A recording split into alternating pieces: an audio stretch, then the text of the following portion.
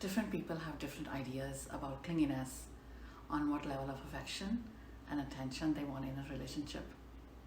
One person may see it as neediness, but it could simply be a reasonable request to meet their needs. Some people are not comfortable with emotional intimacy and affection. So for them, meeting their partner's needs may feel like clinginess to them. So how do you recognize clingy behavior? I will tell you a story, and along the way, I will tell you some signs of clingy person to look for in yourself or your partner. Many years ago, it's been so long, visited some friends in California, and I watched the wife calling her husband every 5 minutes, asking, "Where are you now? Where have you reached?" When he came to pick us up from the airport. As planned, we stayed with them for a day and the rest in the hotel. That one day was really interesting. I noticed her constantly calling her husband when he went to work the next day. Evening, when the kids were home, she would use the kids and say the kids wanted to talk to their daddy just because she wanted to see what is he up to, what was he doing. If for some reason he wouldn't pick up her call, either because he would be busy with work or simply to avoid her, she would become very anxious and fear and worry that he would leave her, as a result of making her needier, meaning she would need more reassurance from him that he loves her and would be around to take care of her. We all need reassurance from our partner. It is normal. But clingy people take it to the other extreme, and that can get very exhausting for the partner. At the time, I didn't have the knowledge I have today, so it irritated me so much. I was like, I will be suffocated in this kind of a relationship. And I pitied the husband and wondered, how is he tolerating her? Because she would say, oh, I just wanted to make sure you're okay. And I get worried when you don't pick up the call. In my head, like I was saying, he's at work. Leave him alone. The husband is very loyal and much dedicated to her. It wasn't like he was running around or sleeping around. But the fear of abandonment was really high in her. She had a tough time trusting others because of some past events as a child, and also she was cheated on in her previous romantic relationships. Later on, she and her husband worked with a professional and figured out where these insecurities and fears are coming from. That was manifesting in one of the forms of behavior we call clinginess.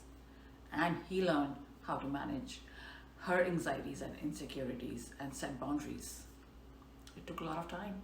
It didn't happen overnight, but they both worked on it because they wanted to, and have been working since then on their relationship.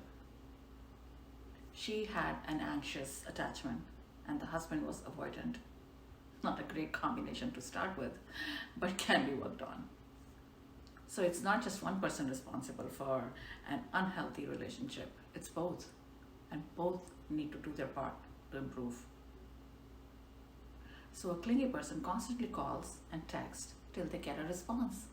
Otherwise, they start panicking. Clingy people have no friends of their own, no interest of their own, shower so much affection on their partner obsessively to the point that it is emotionally draining.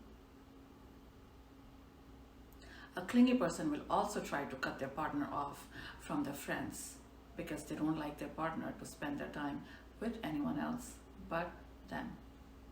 I could sense that she didn't like her husband talking to us. She would keep interrupting and wanting to tell him something. And he would look at her and had to ask her permission for every little thing. So a clingy person tries to control their partner's time. The partner cannot make plans of their own. They would require pre-approval or permission for anything they want to do. There's a difference in wanting to spend some quality time with your partner. That's not what it is. But the clingy person takes everything to the other extreme. There is no balance, and it makes it very unhealthy relationship. If they are, for example, in a new relationship, they try to speed up the relationship quickly. They don't take much time to say I love you. They drop hints of marriage and so forth, because they want to hold on to that person, and want to seal the deal as fast as they can. Clinginess can come from different reasons. It can definitely be worked on in love.